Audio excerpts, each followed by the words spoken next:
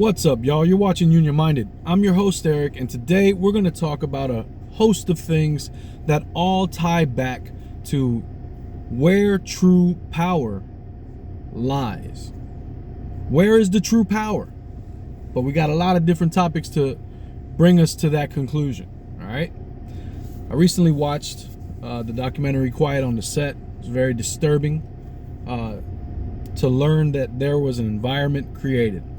Disturbing, but not surprising.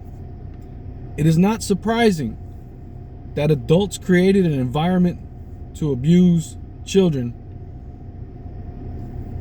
and while they were at it, made a profit. It's not surprising. Go back in time and read about child labor. You will find that kids were put in horrible situations, many dying to turn a buck. It's not surprising that people take advantage of others. That is not surprising.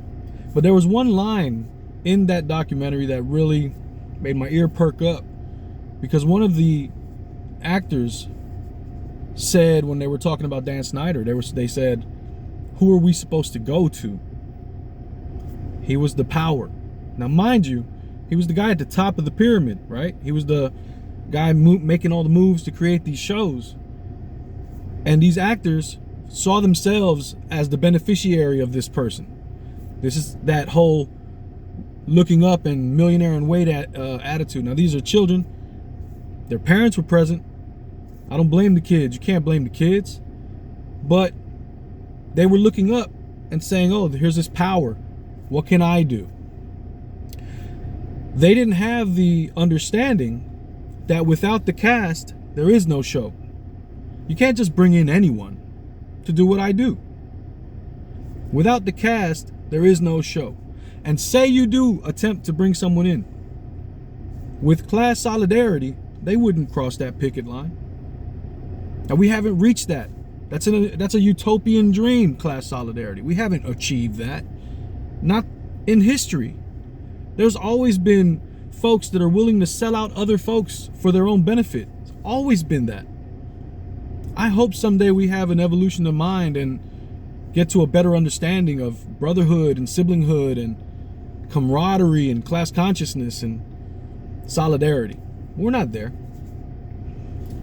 But had these kids banded together and said, no, this is not appropriate, this abuse is going to stop, we're not working anymore, and the parents had their back, it would have been a different outcome. Maybe there wouldn't have been as many victims. You know, the kids, and I'm not just talking about Quiet on the Set now, the kids are all right. They've always been all right. Now you have topic number 2. We're going to talk about the college protests. Now you have kids out there on the front line telling the truth, speaking truth to power. Divest from this genocide. This genocide is horrible. And what is power doing? It's aligning itself. You got the media spreading horrible lies about kids that are trying to make a difference in the world. And then you have these adults that are chastising them as well. We saw the same thing in the George Floyd protests. Power always coalesces to demonize those who are challenging power. But the kids are all right. They were all right in the 60s when they were joining in with the civil rights movement. They were all right in the 60s when they were doing the anti-Vietnam protests. They were all right in the 80s when they were marching for gay rights. They were all right. They've been all right. The kids are always the moral barometer of our class, our social evolution towards a more inclusive society. Because kids aren't born hating each other. They learn that. Unfortunately for hateful parents, their kids also go through life and experience things.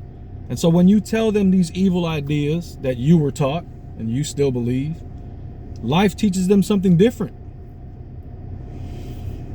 Kids are all right, but power is coalescing. But where is true power at? When we think about power, we seem to always look at the wealthy and think that's the powerful. It's not the case. It wasn't the case in the 19th century when the textile workers stopped working the mills. and joined together and fought back and shut down entire industries. The power has always been with the working class. Always.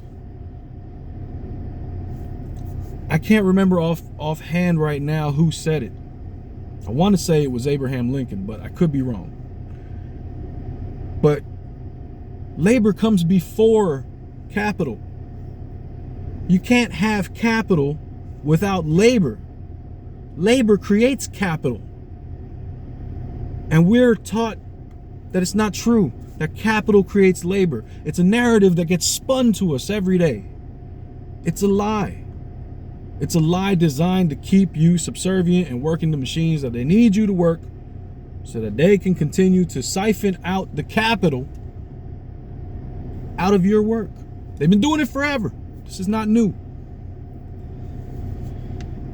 Class consciousness, class solidarity, we need it so bad. And there are so many examples when you look around. You look at the banning of TikTok. What is that about? It's about silencing a narrative, again, about stopping a genocide.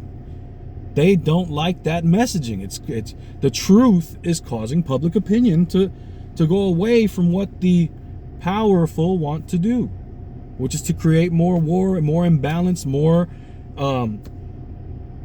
territories where they can expand the investment of corporations and their corporate footprint and extract the resources of all different lands. It's what the game has it's what it's been about. But it goes nowhere when we stand together. It goes nowhere when we put our hands in our pocket and say, no, enough is enough. It goes nowhere then. They know this. That's why they keep us divided. With that in mind, I want to tell you how it all ties back together. The only gains, the only wins, the only time life has gotten better for working people has been when working people have stood together and demanded it. It's the only time things have gotten better. Solidarity to my siblings, IBW 46 LE unit, limited energy unit, that are standing together and saying, no, we deserve a fair share. It's the only time. My union meeting is this Friday. I'll be there.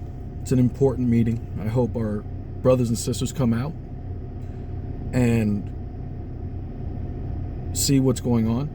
We're at the last month of our current contract. It expires at the end of the month, and so this meeting is very important. It's so that we can learn where we're at, you know, what's going to happen. And there's so many members who are just apathetic all across the country, but so it's no different. But there's so many members that are just apathetic about their involvement. And I hope and pray that that apathy ends, because the power is in the people in politics we address. That's what Tupac said. It was true when he said it. It's true today. The power's in the people in politics we address. It's always been that way. But the so-called powerful love to divide and split, and they do a great job of it. But true power, real power, well, that lies in solidarity. That lies in an awareness of what your situation is and a willingness to stand together to change it. Get into the fight. If you don't have a union, organize a union. If you're in a union, get involved in your union, because your union needs you. My name's Eric. You're watching Union Minded. Remember, the fight's not left and right, it's up and down. It's going to take solidarity to win always. Each one teach one. Get out there and reach one. And remember, there can be no union without you and I front and center. Peace.